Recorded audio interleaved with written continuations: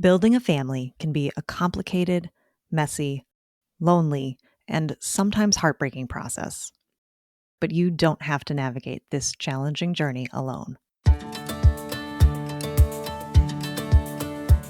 Welcome to the All Paths podcast, where we support and celebrate all of the different ways there are to try to grow your family. We're your hosts, Emily and Leanne from the nonprofit organization All Paths Family Building. And today we're talking with Dr. Kim Murray about her journey and her work in this space. Kim, thank you so much for joining us today. Thank you for having me. I'm excited to be here.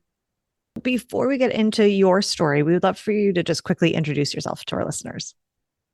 Sure. My name is Kim Murray, as you said. I have my license and doctorate in marriage and family therapy. Been a practicing therapist for, 14 years, I think. I'm also a certified perinatal mental health provider through Postpartum Support International, and absolutely love the work I do in this perinatal space, to include infertility and conception, pregnancy, all the way through those first few years. Wonderful. And if somebody listening is like, "Ooh, she sounds awesome, I want to get in touch," where do you see patients, or what states do you cover? Great question. So I cover the states of Wyoming and Colorado, but I'm always happy to help also find referrals or answer any questions. So even if you're outside of those states, don't be afraid to reach out. I'm happy to help direct resources too.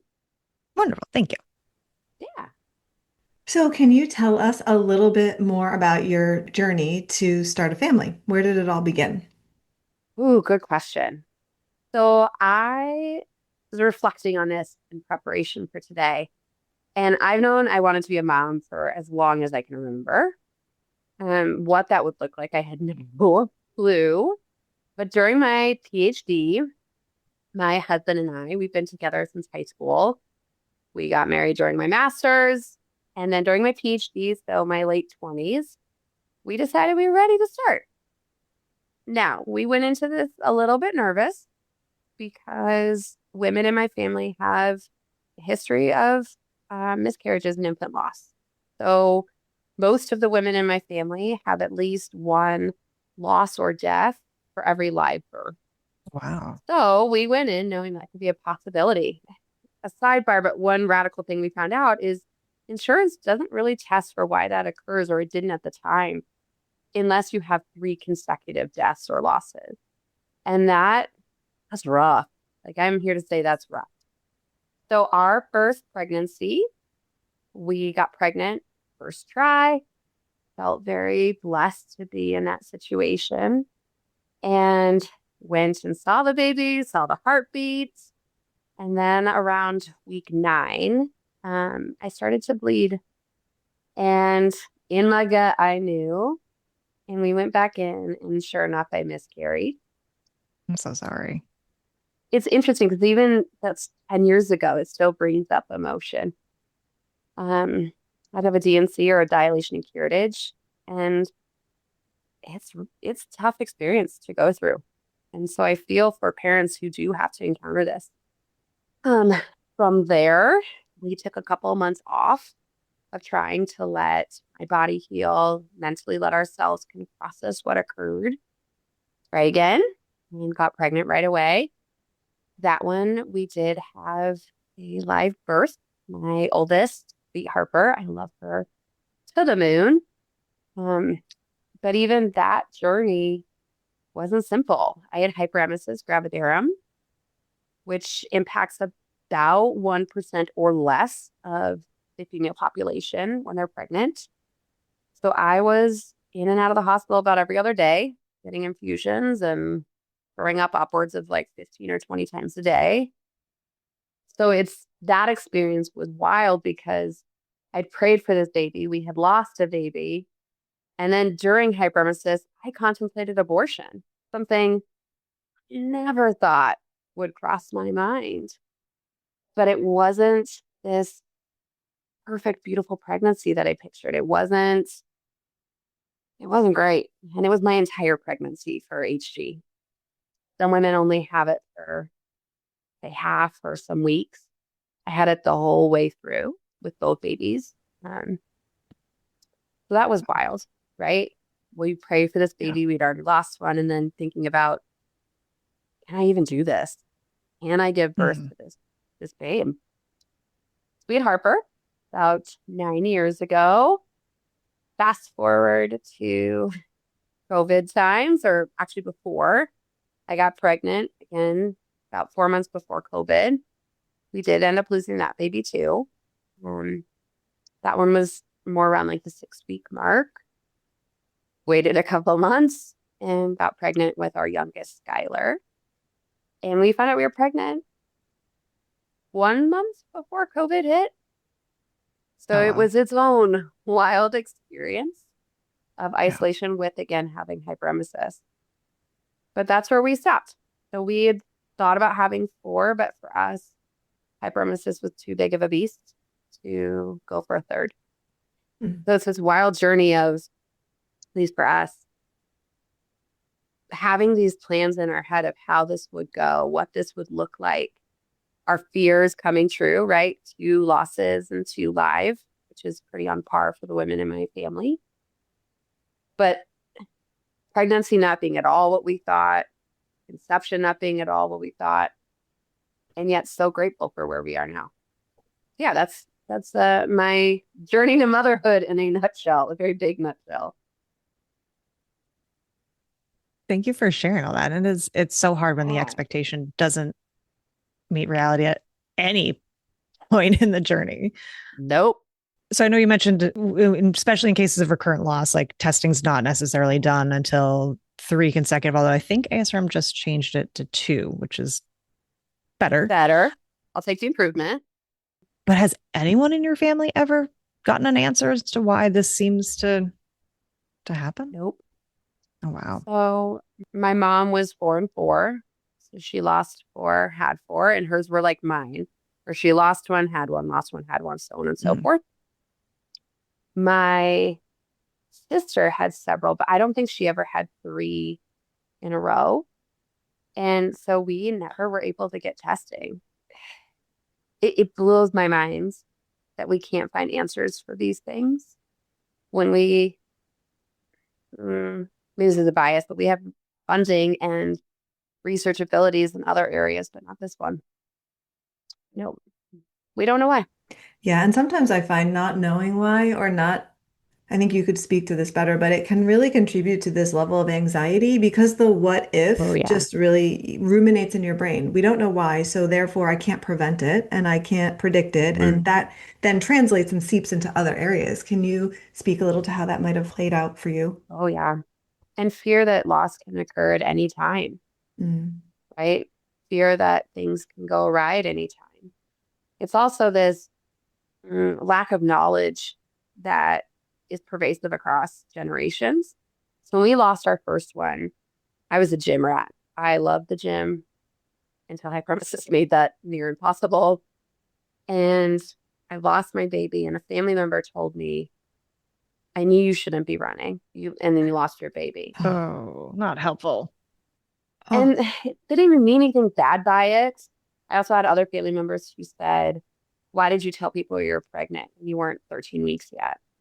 Like those kinds of misinformation too. So even if I did nothing wrong, even if it's just the way things went, some cultural misconceptions of why this occurs makes it even more painful. But then as a woman, to be feeling like, well, did I do something? Did I eat something wrong? Did I move wrong? Did I not prepare enough for this? For me, like from an existential place, I identify as Christian. Was there a reason God didn't want me to have a baby, right? Am I not meant to be a mom? It's a wild journey of what ifs, who's to blame? How do I handle this? How do I move forward? How do I try again? How do I feel happy that I have my Harper and yet still wonder and long for the baby I lost? Will I ever know that baby, right? It's a weird journey mentally. I will say that. So were you a therapist during this time?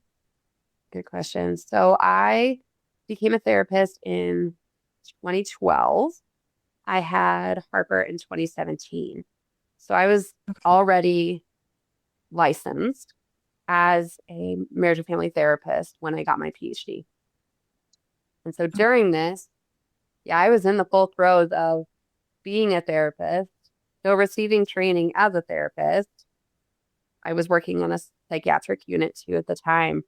And so the juxtaposition of taking care of other people's mental health while taking care of mine it's tough to balance both. Yeah.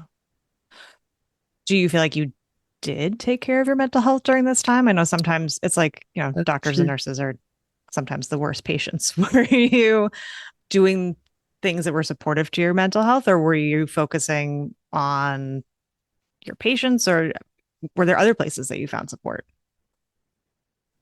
I think I did pretty good with, especially our first loss.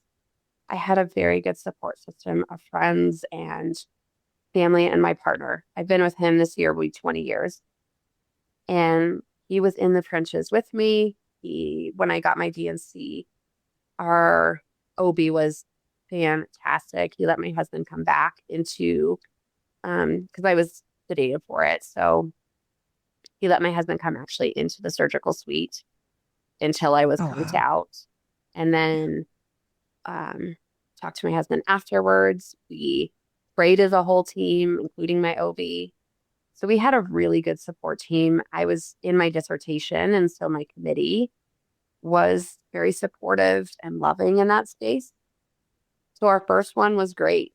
The second one, I feel like because we hadn't heard heartbeat yet, because I was so ready to have another, I think mentally I dissociated from it a little bit.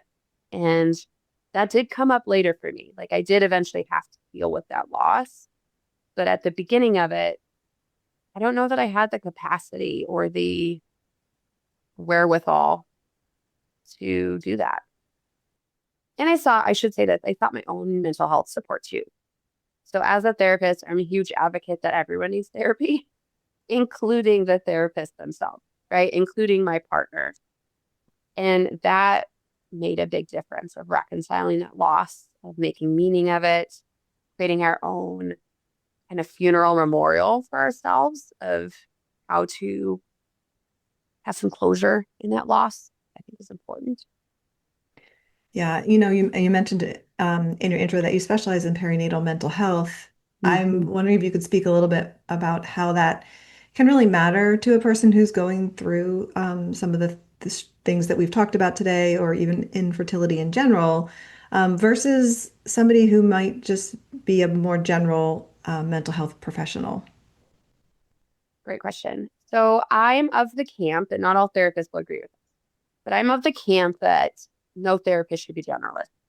I think if you are a generalist, you know a little about a lot of things, much like, say, a primary care, and that can be helpful in some contexts. But when we're dealing with things as profound as building a family, your roles change, your finances change, or even your brain structure, your physiology changes. You need someone who specializes in that space. So the training I received through PSI wasn't just mental health, looking at, say, like depression, postpartum depression. It also looked at what are the medications available, what happens physiologically to the body, what happens to the system. It's that in-depth knowledge of what's actually occurring in this season that gives me some of that knowledge I can give to my clients. If you're working with a therapist who, they're parents, so they know, right? They know their journey and only their journey. And that can color how they show up in the space with you, the support they can offer, the understanding or compassion that they can have. So I think it's huge. I think it is important to have someone, whether it's the perinatal space or child loss or divorce, whatever, find a therapist who specializes in that space so that they have knowledge outside of their own bias and experience. I like that.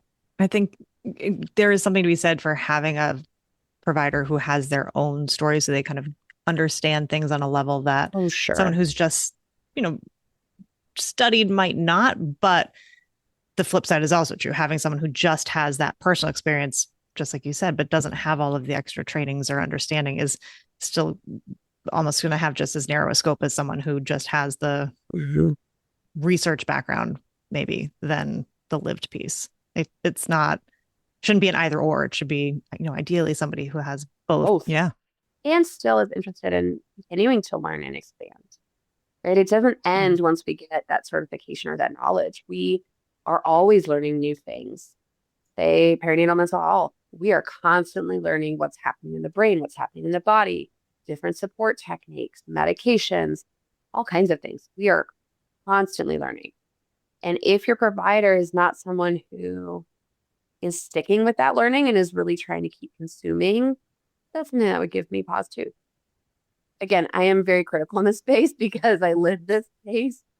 There are fantastic therapists out there who can support with this that are not a PMHC. So I don't want to say that, but I would look for someone where this is their specialty, their bread and butter, so that you can feel supported no matter what your journey looks like, because each journey looks so different. Can you talk a little bit more about your experience in postpartum? So, the journey to pregnancy and birth is hard. What about postpartum? Radically different for both of them. So with my oldest, Harper, I had postpartum depression. I would not wish it upon anyone. I will say that. On day 5 or 6, I went into my master bedroom closet and told my husband to take my daughter back. Well, I don't know where back was, right? But I was so out of my normal self, out of my mind, out of my body, that I just knew that this baby turned my world upside down in such a way that I perceived her as a threat. And I didn't feel like I had capacity anymore to deal with her. She was a good baby. Like, all things considered, she was a good baby. This is someone who is a therapist, has had all the training. I was not immune to severe postpartum depression. With her, it lasted, I want to say 10 months, maybe. I also had challenges with breastfeeding with her. She had a tongue tie that we didn't know about because as first-time parents, we didn't know all the resources that are there. It was tough. We didn't live near family. We were in Florida and our family's all in Colorado. And so we were also alone as a partnership. And my husband did his damnedest to support me. He would help with night feedings. He would help offer food and all the things he could. And yet postpartum depression is a tricky one to work through. So with Harper, it was tough. My husband did good. With Skylar, it reversed. So I didn't have postpartum depression or anxiety with my youngest, but my husband did. And I want to talk about that. We don't talk about the men, right? We talk about the women and what it's like for them, because typically they're the ones that gave birth or are breastfeeding or carry that maternal burden. And the reality is, we know men, so women, it's typically 1 in 5 experience postpartum depression or anxiety. Men is somewhere between 1 in 8, 1 in 10. I suspect the number's a little higher. I think there's some reporting bias there. But we forget that men are going through hormonal changes. Their testosterone typically dips after a baby is born because of oxytocin production, as well as changes in routine, changes in sleep, all the things. And they are at risk for postpartum depression and anxiety, just as women are. They're not at risk for postpartum psychosis like women. That's a whole different beast to deal with. But he encountered that with our son. He really struggled with his mental health. He went to a therapist. He got medication support, but he was weepy. He was angry. He was agitated, not because he didn't love our babies, not because he didn't want to be supportive, but because there's a biological process that was happening, whether he wanted it to or not. But I often tell parents or individuals, you don't choice in or choice out of mental health. You don't choice into postpartum depression and anxiety or OCD, and you don't choice out of it. You can choose the supports to move you out of it, but it's not your fault. It's not something anyone would want. And it's not something you can just make go away because you want it to. So I hope that answers your question. But Yeah, that was a great answer, and I'm so glad you're talking about it. I don't think it's something we've talked about on this podcast before, and I think it's an important conversation. Did your husband feel like he was able to find support and resources? Ooh, so much harder for him. So he had the blessing of 4 months of full paid paternity leave for both of our children from his previous employer. And that was wonderful. So he got to stay home. I was back at 4 weeks or 6 weeks. Well, he stayed home for 4 months and it was great because it was, again, full pay, full benefit. That he actually got arranged for. People made fun of him. People said he's being a sissy or not masculine for taking that time to show up as a dad, including family. Like, he got a lot of grief for it. That's awful. So that piece most certainly did not help after our second. Finding a therapist, we already had one that we were working with as a couple, and she's fantastic. She's out of Texas now. She was in Colorado. She was great in terms of medication support. Her primary care was on board, so that was helpful. That's not always the case. Often men are ignored, put down, judged, even far more harshly than women for having any type of reaction to having a baby, any type of struggle. The reality is, men have lost, especially with that first primary affection, right? Typically the female partner goes from adoring their husband to now I'm focused solely on baby. And that's hard for men to adjust to, right? They also lose their sexual connection. They lose their sense of masculinity. They aren't sleeping as much, eating as well. They go through it just like women do. So for my husband, yes, but he had good support.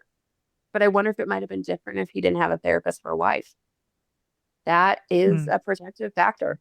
As Yeah. I hate to say it, but it is, right? Would he have known it was postpartum depression, anxiety if I wasn't a therapist? Probably not. Would I have known?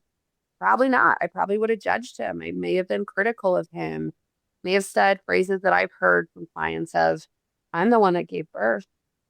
Why are you upset? Right? But knowing different, I think, helped to cushion some of that support. Thank you also for mentioning that. I mean, this is not something that you like opt in to. This is just something that can happen to anyone, but also that you can't just ignore it. You can't pretend it's not happening. You can't try to cheer yourself up and have a better day. Like, this is something that you need support. You can't just wish it away. No, and it's often more than just, you look at mental health as like a soft science or a secondary type of health that if a little bit of grit and dirt would fix it, from perspective. But mental health is ingrained in our physical health. So I tell people to treat it just like you would, say, diabetes. If I were to tell you of diabetes, you would go get support. If I were to tell you you're on the brink of a heart attack, you're going to go get support. Mental health is no different. The longer we wait, the worse it gets. Why I say it's physical. Your chemistry within your brain changes. It's not just mood, so to speak. It is your hormones at play. Your neurons are firing differently or not firing at all. Your cortisol is likely spiking. It's a whole host of things that are actually occurring at a biological and physiological level that make it much more complex than just mood. So yes, please get support early. Just like any condition, disease, challenge we face in the body, the sooner you catch it, the easier it is to treat, right? And it doesn't mean you have to choose medication or have to choose therapy. There's lots of options of what that support can look like. What are some things that if people are listening and they might be feeling like they're struggling a little bit, what are some things that you tell people to be aware of and to look for and when they should be reaching out for help? Good question. So if you are struggling to take care of your basic needs, showering, eating, getting dressed, that sort of thing, it might be time for support. If you feel like your mood isn't how you want it to be, if you are disconnected from your world or your partner, you're feeling extra irritable or angry, your appetite changes, so you're more hungry or less hungry, you are weeping. If you're weeping every time you chest feed, there's an ejection reflex that can happen too from your milk. If you are contemplating self-harm, go seek emergency medical care, right? If you're contemplating suicide, if you're hearing things or seeing things other people aren't, go seek care in an emergency room right away. That speaks to that postpartum psychosis. So that, again, is a pretty rare condition. It's about 1% of birthing women, typically, that experience it. And for postpartum psychosis, there's a dissonance in reality. What that means is what I think is reality is not actually what's happening. Maybe I'm hearing things, believing things, seeing things that aren't real. That condition is truly a medical crisis, and that one you need emergency care for right away because it does require medication. So as a partner, if there's a partner listening to this and you're thinking, man, maybe that's my wife, get her support, right? This is not something that goes away. Postpartum depression, anxiety eventually will hopefully go away, even if you don't seek treatment, but it doesn't have to be as much suffering, as much pain, as long if we get that treatment on board. Thank you. So when did you make the swap from marriage therapist, marriage counselor, I'm not sure what term you used in your previous role, You're good, to someone who specializes in the perinatal population? So I do both. Couples work is often really integrated into this space too. And so my top two clients are people in a perinatal season. That could be either partner, but also couples.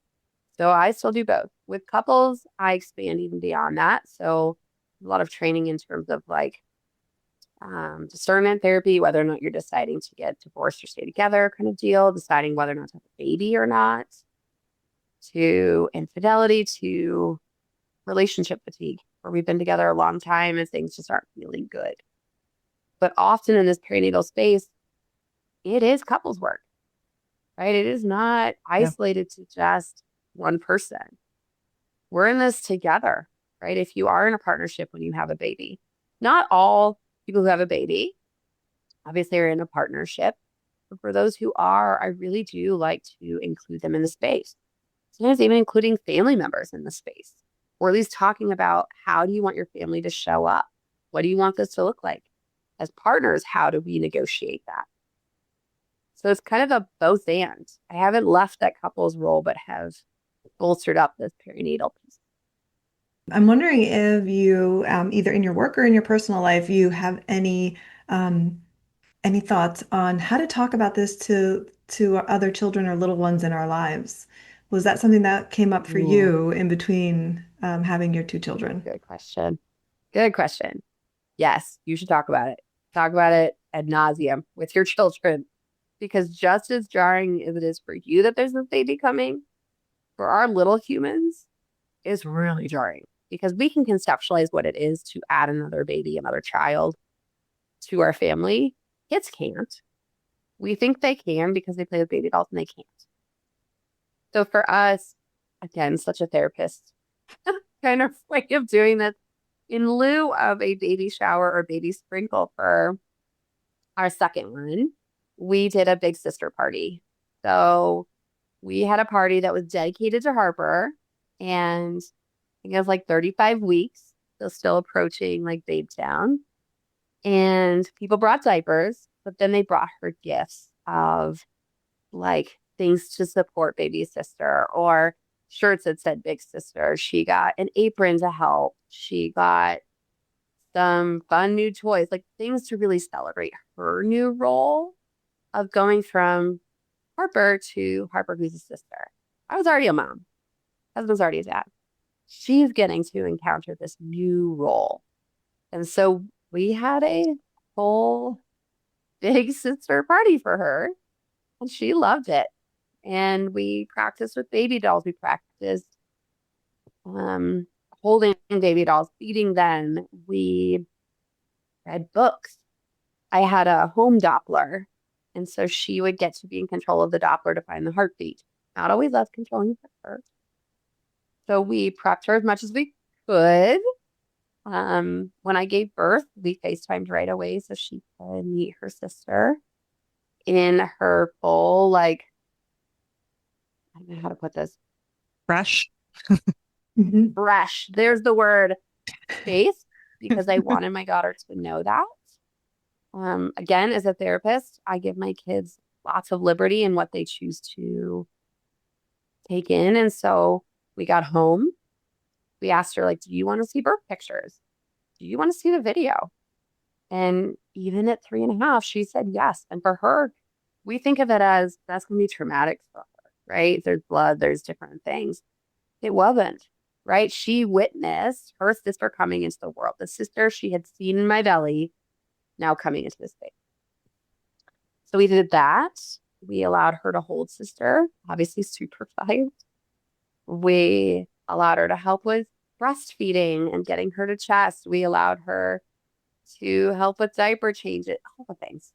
Integrating her is one of the best things that we did because it wasn't, hey, Harper, wait over here. It was, come be in our family system. We are all one unit. Another tip that I offer to parents once babe is here is we often are tempted to tell, in my case, my Harper, wait, I'm helping the baby right now. There are times I would say, hey, Skylar, my youngest, I'm helping Harper right now. Can Skylar understand me? Absolutely not. Right? She didn't it. But for Harper, that registered as, I'm just as important as this baby. So really making sure that you're still including your previous child or children into the dynamic, you're protecting your space with them is invaluable. I love that. I love telling the infant you need to wait a minute while I give my attention to Harper. I love that. Do you have any thoughts or advice on how parents could or should talk to younger children about a loss? Good question. So we're very open about our losses. Again, if you haven't gathered, I'm a pretty open and direct human being. So we talked about that second loss with Harper. She was only 2, almost 3. Talked about it from the beginning of mommy lost her baby. Kind of explained it to her. She didn't clock it. She left the conversation and totally fine. As they've grown up, we still continue to talk about it. This is what happens. This is what loss looks like. Our miscarriages were relatively early compared to some other moms. So say you have a stillbirth or a loss at 20 weeks or 22 weeks. That's an entirely different conversation. I still encourage including your children in that because, especially in that, because they've seen this change in family. They know there's a baby coming. And so they're experiencing a loss too. Even if we don't register it as such, they are. And often, if they're under the age of 5, they don't have death permanence yet, meaning they don't understand that when something dies, they're dead forever. So explaining it to them sometimes on repeat, explaining to them that they don't come back, talking them through with why it happened, if we know why, or how to accept it when we don't know why. There are so many children's books in this space. Cannot recommend that enough. Also, getting a child therapist. On my team, we have a therapist who works with kids as young as 2.5. And that can include death and loss, right? It doesn't look like therapy like we're talking right now. It looks like play and art and sand tray and dressing up as superheroes and identifying themes that way. There's so many ways that we can get mental health support for siblings that lose siblings because they are experiencing the loss too. And sometimes we forget that part, or we think they're only 3, they don't get it. They get that your mood has changed. They get that your belly still isn't round. They get that mom doesn't want to play. She's weeping. She had to have surgery. She went through this thing and dad is feeling distant. So they are seeing it, but we've got to give them a narrative as to why. So I'm a huge advocate for talking about it. Again, if you don't know how to talk about it, if you're not comfortable with this, seek support, right? You don't have to figure this out on your own either. It's a pretty nuanced conversation to have.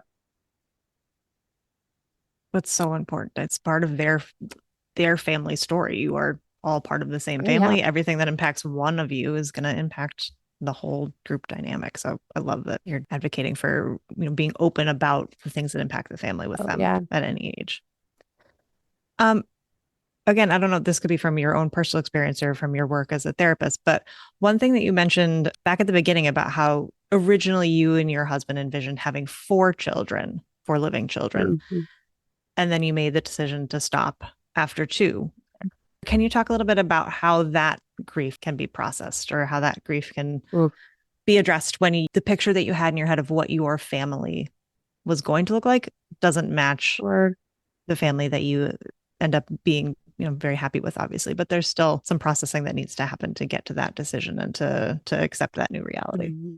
It's a rough one. I still have moments where with friends who have babies and thinking like, I wish that was us. So we went back to our OB year or 2 years ago and asked about having another and their perspective. And they're pretty clear. I'm like, it's dangerous at this point. We wouldn't recommend it. If you do it, we're going to support you, but we wouldn't recommend it. And that was hard. That first conversation of this really isn't a good choice was brutal. And I had to surrender to that. There's still that longing. I'd be lying if I said it felt like a healed wound, because it doesn't. My youngest is turning 6 in October, and I still am like, and what's wild is I thought I was good, like with the decision, right? I thought I knew, okay, this is what's best for our health. Our family is great as a family of 4. I rationalized it as we can rent a car that's a sedan if we want to, because we don't have the extra seats. You find all the things to rationalize how your family looks. And then my husband had a vasectomy. And it's still, if you are seeing it, it still makes me tear up, because then it's this is real. This is final. Now we're really done. And that day, my poor husband is the one going through it. And I was weepy because I'm done. Like, I didn't feel like my body was done. I didn't feel like I was done having children. He was done. He was totally good with 2. But for me, I feeling like, okay, I've got a handle on this, to then out of nowhere, here comes that grief again of, wait, are we sure we want a vasectomy? Are we sure we want to do this? Well, knowing we had to. And in fact, we really had to, because I had kind of an anecdote, but with my babies, my abdominal wall got destroyed. And so I had a 3-inch gap top to bottom, almost all the way through the fascia of my abdominal wall. So I had a complete abdominal reconstruction in October, a 9-hour surgery to put it all back together. You cannot get pregnant after that. Like, they're very clear on, do not get pregnant. And so I already knew, but yet still the vasectomy just created this different sense of permanence, this sense of it's over. My season of trying, of baby's pregnancy, it's over. I didn't want it to be over. It wasn't my choice. That is brutal. And that's one of the things I work with clients with, is when it's not your choice. It's not your choice that you can't get pregnant. It's not your choice that you've lost a baby. It's not your choice that you can't have more. It's not your choice. I had a couple clients where they've adopted a child and then the adoption got reversed.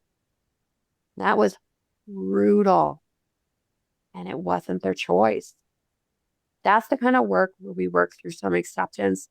And yet I tell people, I don't know that wound ever fully closes, right? Grief has a way of sneaking up, not just that first year, but years down the line, at random times, random smells, random sights, where it all kind of kicks back up. So all this to say, there is no good answer, because I still feel it. I still feel that twinge of like, well, maybe we'll have another baby, but well knowing we're not going to. But that's so validating too, to acknowledge that for anybody who has been in that situation, or who was in that situation where the story didn't unfold the way they thought it was going to, or the way they hoped it was going to. And now they're just stuck saying like, okay, am I feeling kind of icky and ungrateful that I'm like, I have this wonderful thing, but it still isn't what I imagined. And validating that, like, no, you can hold those 2 feelings at once. You can be so grateful and find so much joy in the family that you do have, while still also acknowledging that, in your head, it always looked a little different. A primal longing. Again, it's not that choice in, choice out. You can't just get rid of it as much as we want to. It's a hard one. Reconciling anything, whether it is in the perinatal space or not, where we didn't have a choice. Trauma is one I tell people is like the white elephant gift you never wanted. You still got it, and you still got to figure out what you're going to do with it. Are you regifting it? Are you donating it? It is not something you asked for, and yet here you are having to deal with it. It's a brutal reality. Yeah. I know we're getting towards the end of our time together. So before we wrap up, there are a couple of questions that we like to ask everybody that we talk with, and we'd love to get your thoughts on them. So the first is, what is one thing that you would say to somebody who is just starting to grow their family? Great question. I would say that there's no right answer, right? We have this idea of how families are built. And then once we have a baby, the choices we would make in pregnancy. And then once we give birth, how we're going to feed our baby, sleep our baby, all the things. There's no right answer. Don't go to social media for it, please.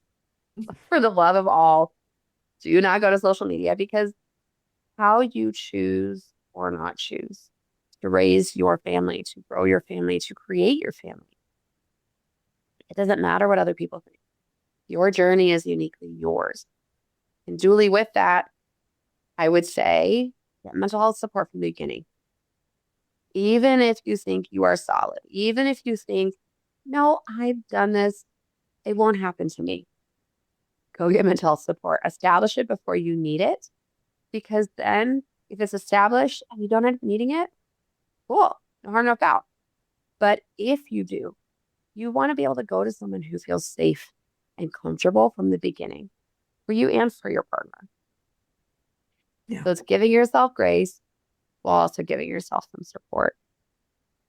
Yeah, I love that. Love that. How can someone show up for a friend or family who is struggling to build their family? One, stop asking, are you pregnant yet? Yes. Please stop asking. Oh my gosh. If someone is pregnant and they want to tell you, they're going to tell you. So please stop asking. That's one. Two, show up in terms of being sometimes rather than doing. It is not always about what we have to do to fix, right? We want to fix things for people, we want to make them feel better. Sometimes we just need people to be still, be a shoulder to cry on, be present, allow them to fall apart, scream, do whatever it is they need to do without judgment, without flinching, without trying to change it. Just be there. It can also look like being there in terms of coming to their house after they have the baby. Coming to their house, not asking about the baby, not asking to hold the baby. Start cleaning, do some dishes, cook them a meal, go mow their lawn. That is going to mean far more than you doting on the baby for a half an hour and then leaving. Or if someone loses a baby, drop a meal. Don't ask. Or just send them a Grubhub gift card. Take away the need for them to have to make a decision or say, I need, or this would feel good for me. Because if we're in that primal state or that survival state, our ability to access our reasonable, rational thinking is impaired. We don't have the ability to say, I need, I want, because we're just trying to survive. So show up, be there for them. If you go and mow their lawn, don't even knock on their door, just mow their lawn and leave. It sounds weird, but often people want to nest or protect. I liken people to animals because we are just gigantic animals. What happens if a dog is wounded or if a dog has babies or whatever? They tuck somewhere quiet and dark. They get really protective. They go inward. People are no different. Don't expect people to be outward when they're in a state of healing, whether that is a grief healing or healing because they just gave birth. Give them the opportunity to have support without having to say, I need, I want, or expecting them to reach out to you. Or like the favorite phrase is, I'm here to support if you need it. Just let me know. They're never going to let you know, ever. So instead, say, I'm going to send you a meal. I'm going to send it on Tuesday. Please plan for dinner to show up. Or I'm going to come do your dishes. Would you prefer I come Tuesday or Wednesday? Keep it easy. So that's what I would say. Show up for them that way. There's a family also supporting if it's someone on the periphery. So a grandparent loses a grandchild, for example, offer to support them just the same. Ask about the daughter who just lost the baby or the baby, but then check on them as people. Love on them as people because they're grieving just the same. I really appreciate all those very specific examples. I think a lot of people can relate to that. So thank you. Of course. Yeah. And again, it goes back to what impacts one member of your family impacts everyone. So yeah, I love the bit about, remembering to include those other family members as well, because if someone does experience a pregnancy loss, it's not just that person who's carrying who's impacted. It's everyone in that family. 100%. And how we need support might look different, right? Maybe my husband needs to get out of the house. Maybe I need you to come do a chore because I feel like I'm slacking on the laundry. Maybe my mother-in-law needs you to bring her a coffee. Try to know the person and their specific needs, not your needs, not how you would want it, but how they would want it. Oh. Is there anything that you would want to share that we haven't talked about yet? Just punctuating. It's not your fault if you're struggling physically, mentally. It is not your fault. This is a complex area. Don't be afraid to reach for support. No one's here to judge you, right? I have my own battle wounds. I have my own mistakes. I have my own history. There is not a moment I judge my clients, no matter how rough or scary or bumpy their story might be. Find that support for you. Even when things feel okay, support's always a good thing. I just want to punctuate that. Mental health absolutely matters. Thank you. Yeah, thank you. And for anybody who's listening and might be interested in getting in touch, we will definitely put your link in the episode description. Great. Yeah, thank you again for sharing your story with us, for sharing about the work that you do, and so many words of wisdom in this particular episode. So thank you so much. Thank you so much for having me. Honored to be here and to talk about it.